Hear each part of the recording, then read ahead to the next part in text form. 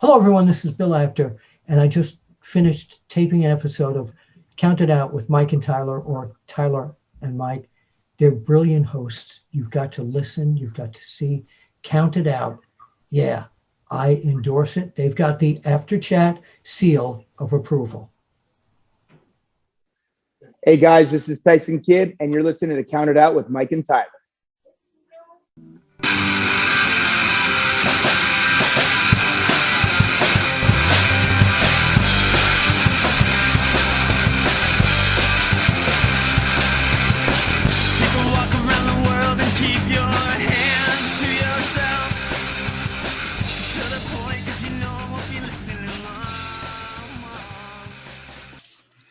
Well, we are live, pals, and welcome to another edition of the Bill Apter Sealed of Approved Count It Out with Mike and Tyler. My name is Tyler. I am joined as always by Mike, and joining us today, we have one of the fastest rising stars in the business. His dad is one of the most influential men to ever lace up a pair of boots, and it's very safe to say that you're doing the family name proud. Our friend Bronwyn Billington says he has the best hair in the business, and it's probably hard to argue that.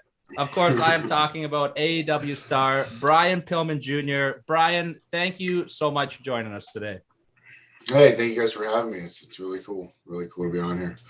So, sorry, go ahead, Brian. I cut you off. No, you're fine. Yeah, go ahead. I was going to say, as you can see, we are decked out in the Cincinnati Bengals here. We are massive fans of the Cincinnati Bengals, and if it's okay with you, I'd love to share you a personal story, actually, about how I became a fan of the Cincinnati Bengals. And it was at a house show in 1997. I was watching at the Toronto Skydome. Owen Hart was in the ring fighting Sid. And the way that my seats were, I could see kind of behind the curtain a little bit. And your dad, Brian, was sitting there ready to do a run-in. And I was probably 13 years old. And I'm trying my best to get his attention because your dad's one of my favorites of all time. And, Brian, and he's in the zone. He won't look at me.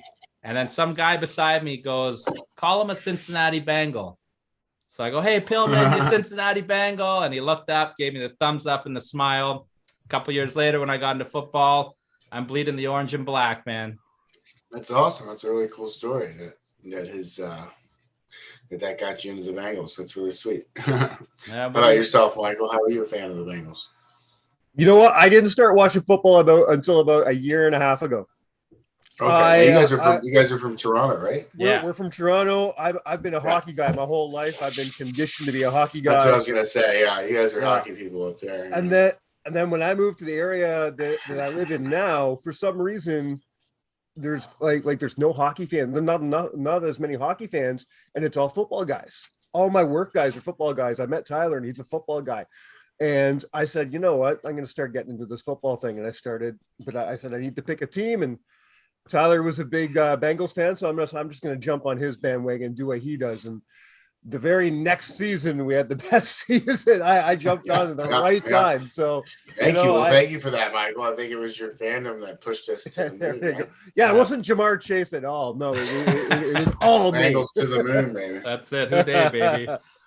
Well, let's start off sort of at the beginning. I want to ask you, Brian. Obviously, growing up, you knew who your father was and what he did for a living, but I got to ask, at what point in your life did you start watching professional wrestling, and what made you love professional wrestling? I mean, just because your father doesn't mean you're going to love it. So what made you love it, and what age were you, and what were you watching?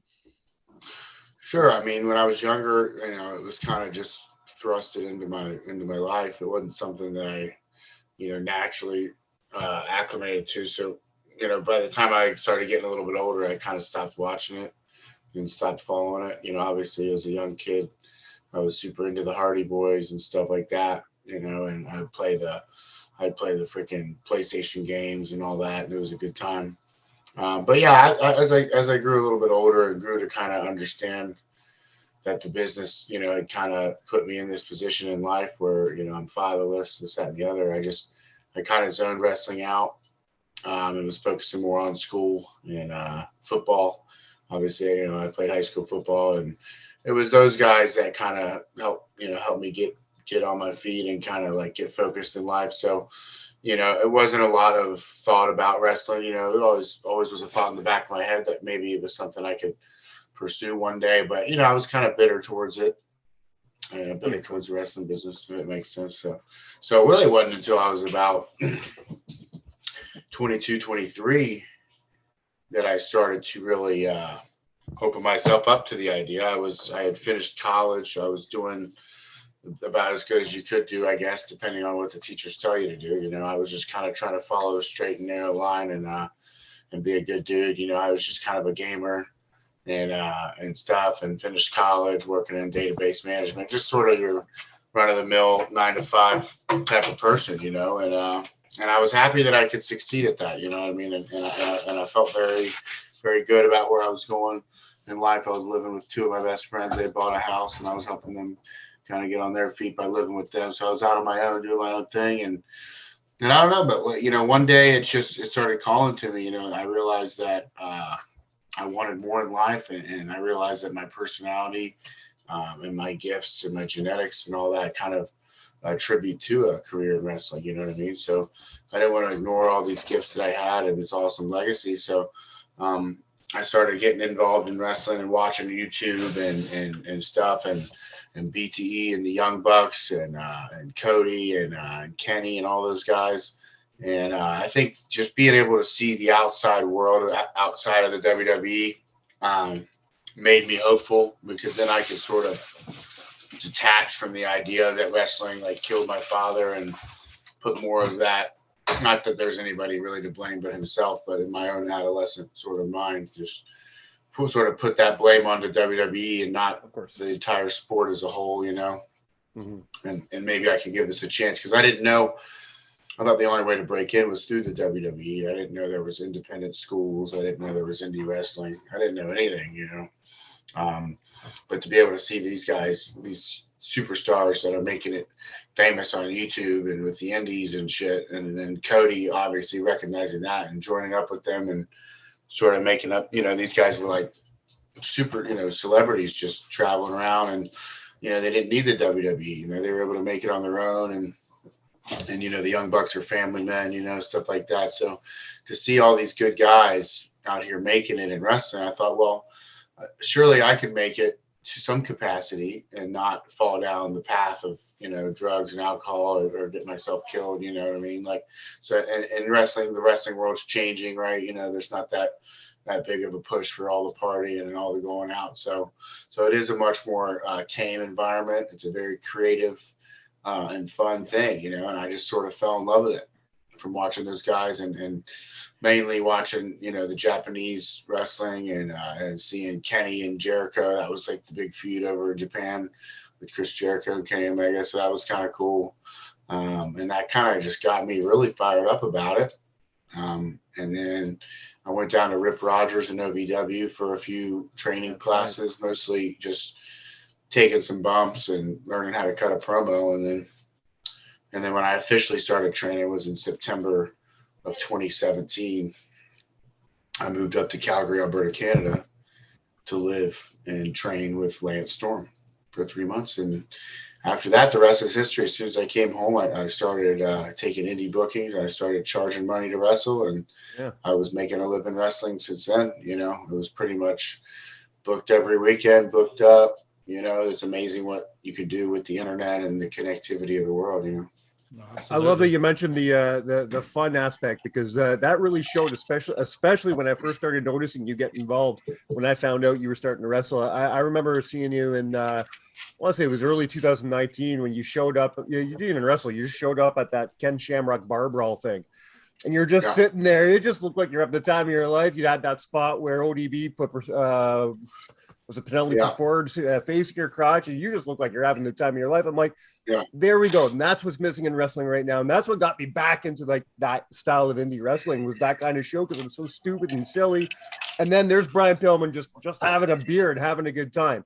And as soon as I saw that, I'm like, all right, Brian Pillman's going to be my guy in the future. And God, I was right. Tyler, go ahead, man. You talked about watching Japanese wrestling, and you had a really cool moment where you got to get in the ring with Jushin Thunder Liger. one of your dad's greatest opponents, obviously. Can you kind of talk about how important that was to you and any of the emotions that you were feeling going through that match? But yeah, I mean, obviously that the opponent of Jushin Liger and my dad, the history's there, you know, so obviously I'd go back and watch that match 100 times, and I was just so excited to do that, you know? And dog, stop it. Come on. Get her out of here. Come on, get out of here. Anyways, no, it was like the timing and everything of it with him retiring soon. So it was so like, we got to do this, you know, this is our last chance. Like, we got to do this match. And there was like other promotions that like wanted to do a singles match, and like everybody was just trying to figure out how to book it. And then Japan was like, oh, no, it'd be better if it was a tag, you know, because he's older and he doesn't really want to go out there and have to do all this, you know. So, and his body, the way his body was, so it was very helpful for him to be in a tag. And finally the dates all lined up and it got all booked up in Defy.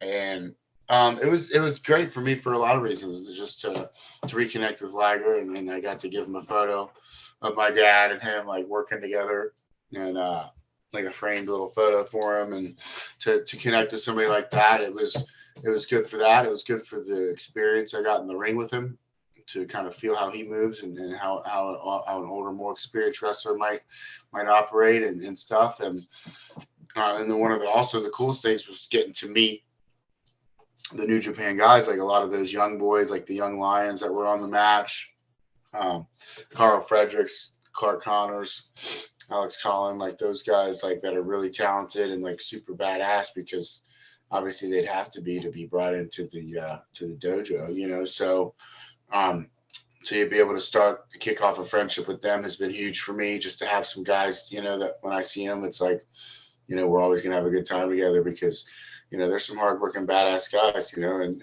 I think everybody in New Japan is, and having them in our locker room has been a huge boost for, you know, just morale and competitiveness within AEW. It's making us all better. So. Absolutely. You know, you mentioned watching guys like Cody and the Bucks and Kenny. How is it that you got your contract with AEW? What were the events that led to you getting signed with AEW? You know, it was pretty much a few things that kind of solidified that. I mean, obviously one of them is, you know, the son of Brian Pillman Jr. So I had a lot of hype going into my indie career, and a lot of name value and recognition, people wanting to know what I'm doing. Another thing was just, you know, having trained with Lance, you know, having a good rapport with Chris Jericho. Like, Chris has always been a huge proponent for me. I know when I first started wrestling and I got injured, he brought me on the Chris Jericho podcast. And that kind of helped me get my story out there and my name out there. So that was huge for me.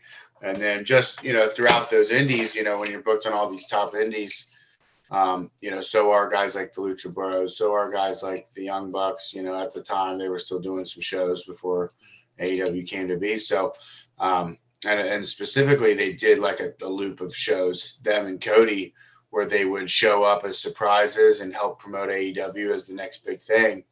And because I was booked up all the time, I was oftentimes booked on these shows and at these conventions and stuff. So just through networking and things like that. And then I remember I saw Cody and them at a convention, and then they said, hey, you know, keep your calendar open for Memorial Day weekend. We've got the Casino Battle Royale in Las Vegas. So, you know, it's the golden era of indie wrestling. We got all these big names. Everything's popping off.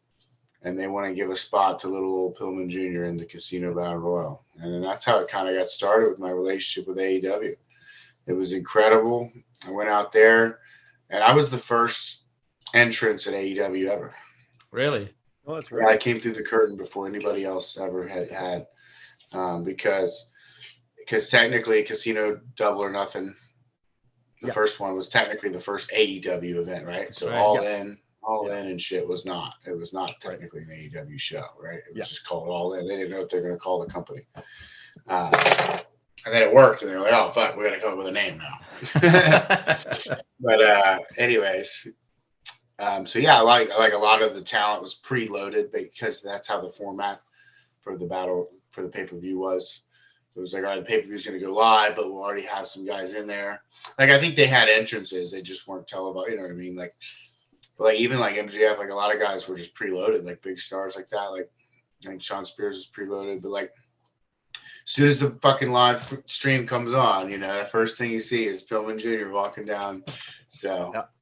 I like to say I started AEW. Yeah, he started the revolution, eh? Yeah. I started. No, I we started got our and then headline. Isaiah Cassidy comes down, and you know we have a little thing, and then yeah, I just had a short little spot in the battle royal. You know, nothing crazy. Did my little air Pillman attack on Joey Janela.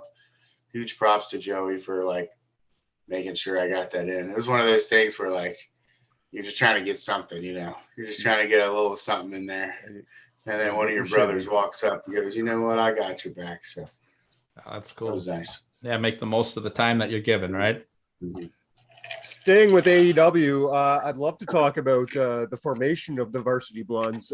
Obviously, a great throwback to your dad and Steve Austin, but with very much doing your own thing. It's not at all a ripoff. It's an homage, but still very much you and Griff. Who came up with this concept? Was this pitched to you? Did you pitch it to them? Yeah, I mean, I was given more or less given the tag partner. I had been seeing Griff on a few loops when I first started, and maybe Tony perhaps saw us standing next to each other, and then I saw him at the airport one week. We used to always connect together in the Charlotte airport because he's coming from Greensboro and I'm coming from Cincinnati. So we'd always meet in Charlotte and then go to Jacksonville because during the pandemic, all we could do is run in Jacksonville. So, you know, and I totally caught it too. We were in line to get on the plane. I said, hey, man, I don't know why. I said, I just got a feeling they're going to put us together as a tag. And I was right. So, I mean, literally that week, Tony said, hey, you know, I don't have any idea of a name or anything or what you guys want to do as a gimmick, but we'll just call you the Blondes for now. So you guys will just be a babyface tag team. We'll call you the Blondes. And then, you know, next year or sometime in a few months, we'll give you guys a little push to get you in the top, you know, 5 rankings, tag team rankings. And at the time, we're just like, shit, it's a pandemic. Like, we're not in front of a crowd. You give us as many matches as you want. You know, we'll wrestle, we'll do whatever. It doesn't matter to me. You know what I mean? There's not a whole lot that you can complain about or worry about when you're, you know, when the world's shut down and, you know what I mean? Like, now we're on the road and it's different and the whole ball game is you know, now it's big business. But during the time, it was a bunch of people, you know, getting better, having fun, having matches. It was a lot less pressure, you know. So we were excited. We were just excited to get out there and wrestle. And I looked at Griff and he was already doing some sort of like an Ivy League, like a college athlete gimmick.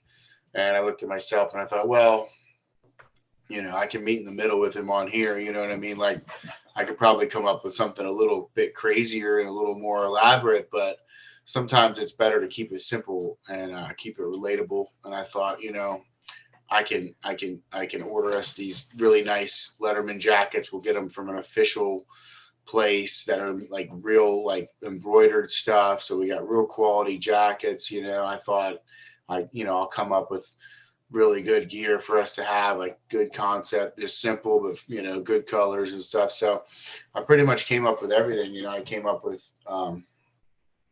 everything but probably our first t-shirt design. But yeah, I mean, I came up with the gear, all the colors, you know, I ordered the jackets, I came up with the name. And I just thought it sounded good. I thought it had a good ring to it, like Varsity Blondes, kind of like Varsity Blues, you know? Yeah. Like there's just certain things Great that movie. are just ingrained in people's, some things are just so subconscious in people's minds, and then it catches on easier. I wish we could have done more with the gimmick. Like I wish there was more time to hit the road with Julia and do like fun spots. Because when we were in Jacksonville, we used to do all kinds of fun spots where like she would have like a cheerleading sign, like Go Blondes, and then like the heel would break the sign, and then we'd come out, you know, like do a drop kick through the ropes, you know what I mean? Like beat up the heel. Like there was so much we did with it. And in that small little town, I mean, not that Jacksonville's a terribly small town, but I mean, in that little bubble that we were in, like it was getting over, man. It was really fun. And I wish we got to do more, but it wasn't long after we hit the road that they wanted to split us up and try some new things, you know. Absolutely. Brian, I want to talk about another night that you had in AEW, a big night in Cincinnati. You got to face off against Max Caster. You're in the ring with John Moxley, another Cincinnati guy at the end of the night. How cool was it for you to have that moment in front of your home people? Oh man, that was like, you know, top 3 best days of my life. You know what I mean? Like that was a full circle moment for me. Finally getting to show all my friends and family that, you know, I'm operating on this larger stage, and that we have such a cool fan base and such a cool sport with AEW to come check it out and see what's going on, you know, like, and then people loved it. You know, a lot of my friends came out, a lot of my family, and it was a whole show. You know, I got a whole match earlier on in the show, a nice win on Rampage. He comes out and we do that. Oh no, sorry, not earlier on in the show. Earlier on in the show, I had the promo segment on Dynamite with MJF, you know, to kind of set me up with a nice little match. And then I did the match with MJF and Arthur Ashe. So a really good little series of content for me, and to get my feet wet out there on TV, get a microphone in my hand. I mean, you know, even ever since that night, they've always trusted me with the microphone and like to put me in those situations where I can talk. So I think I've proven myself as far as the promos go, and the matches are even coming along too. And Moxley, just like, you know, so much credit to him for, you know, carrying the city on his back for so many years. And he just moved back to Cincinnati from Vegas. So he's back home and stuff. So for him to come out there and share that moment with me when he's like the most, you know, over guy from our town ever, like that was very special to me. So I have a lot to thank for him for that. Absolutely. And, you know, you mentioned the name MJF. You know, you had a really hot angle with him that had a lot of people in the wrestling world talking. What was your overall impressions of working with him? And, you know, if you have any comments on kind of the situation that's going on with him right now.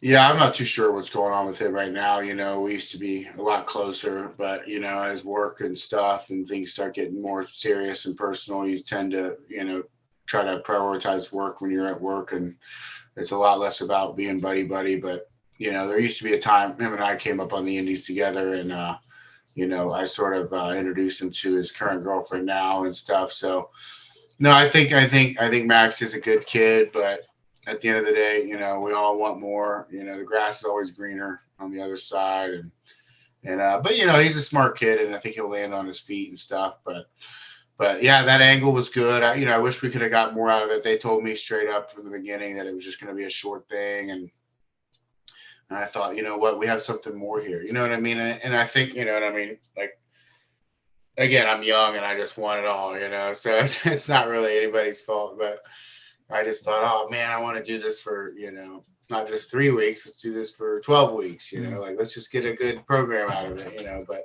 again, maybe I wasn't, you know, in their mind, the person to do that with at the time, and everything happens for a reason. So we're in a really good spot right now with what we're going to be doing soon. And I think Max will land on his feet. He'll be just fine. Yeah.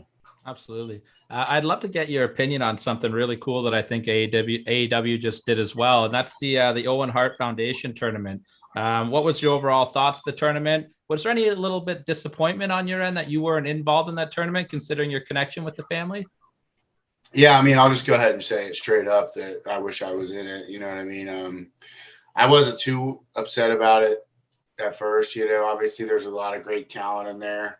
A lot of people that I like, they're on a whole nother level than me. And I know that Tony just wanted to put on some great matches and stuff. But looking back, I just wish that he had viewed me in a better way to want to use me for it, because, you know, would have been a no-brainer in my opinion.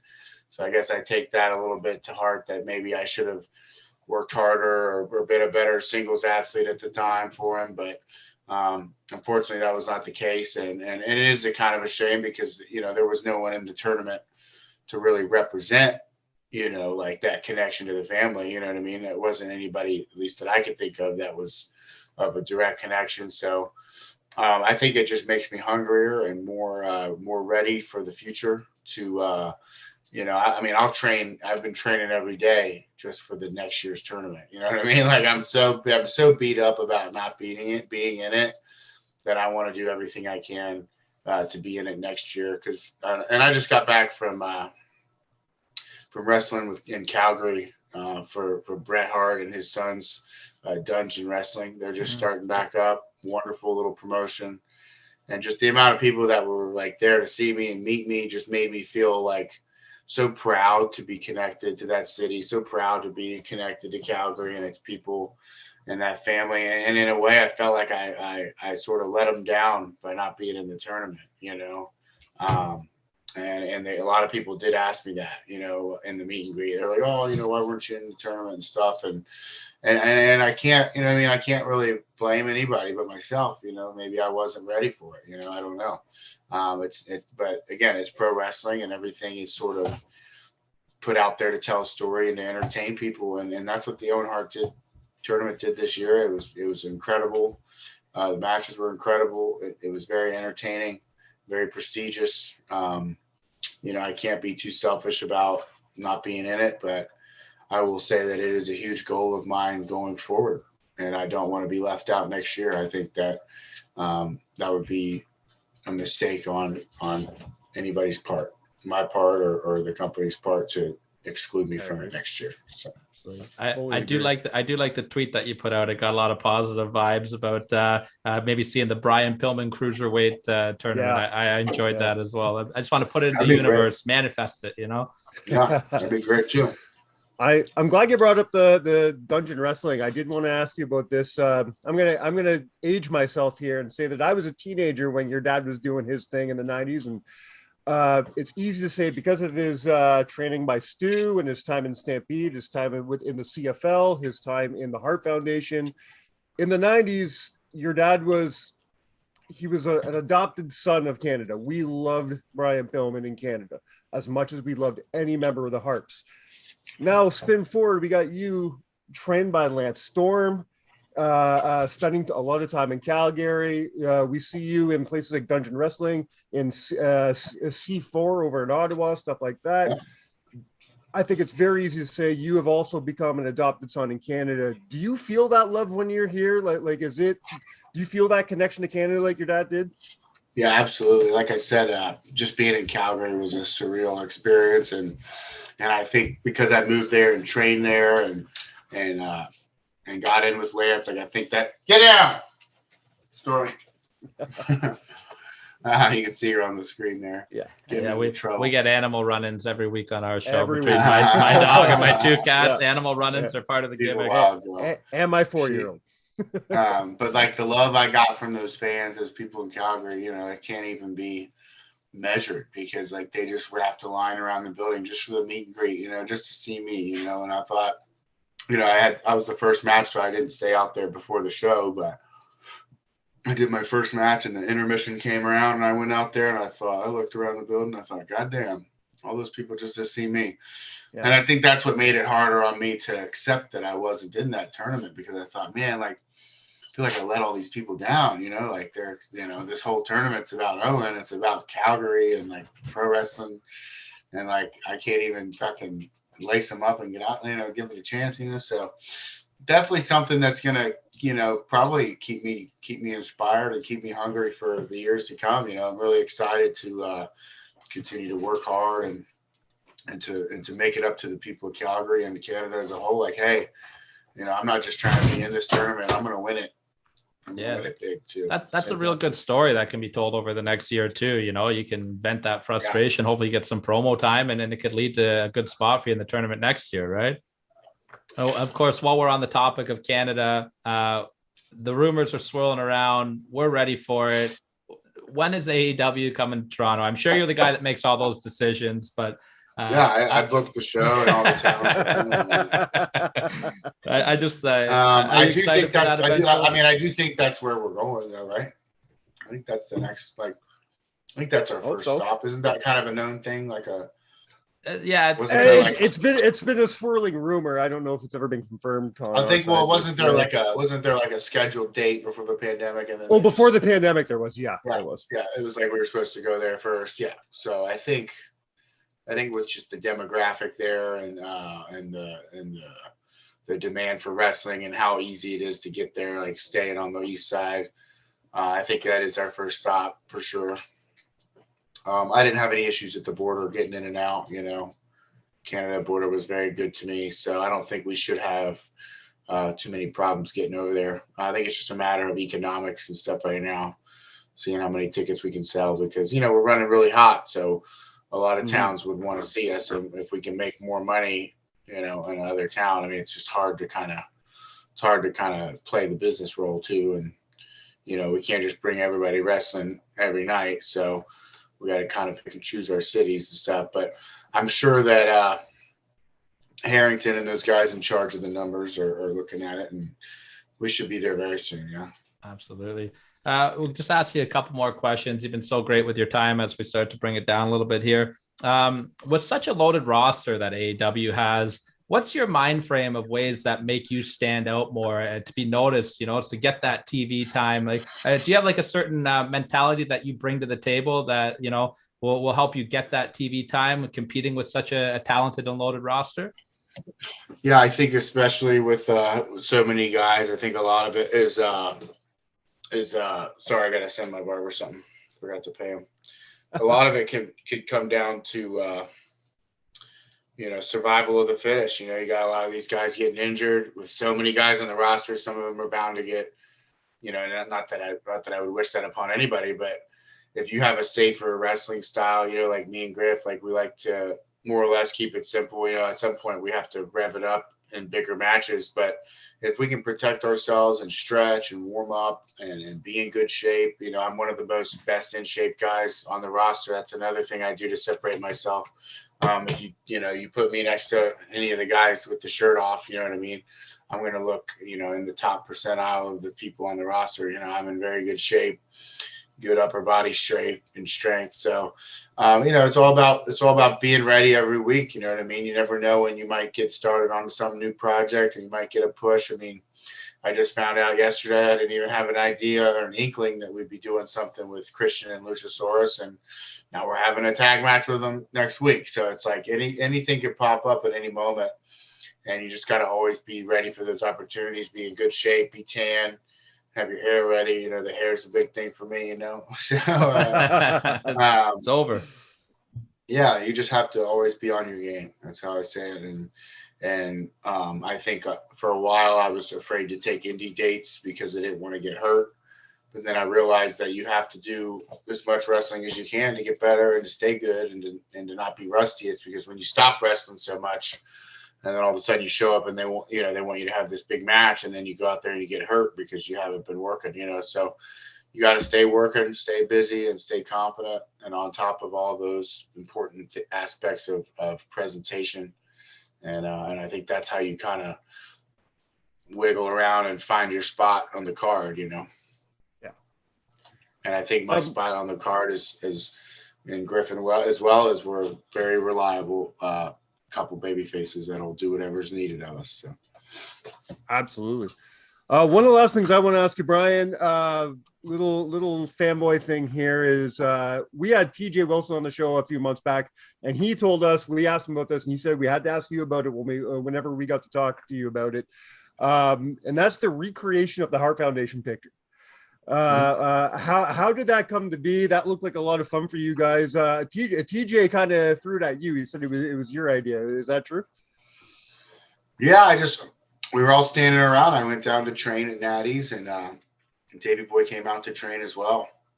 And which she has an excellent class, by the way. Her training classes kind of reminded me a lot of like Lance's, but that Canadian style, really going back to the roots of pro wrestling and doing it the right way, And I really enjoyed training with her. Some other celebrities would show up, Liv Morgan, Malachi would come in sometimes. Miro's wife, but at the end of the day, I mean, it was just, we all just happened to be there at the same time. And I thought, why don't we try this? Why don't we take this picture? I think it'll look really cool. And, no, I thought it came out really cool. It really did. It was great for the fans to see. As soon as it came up, I think it was one of the hottest tweets or Instagram things in Canada for a while.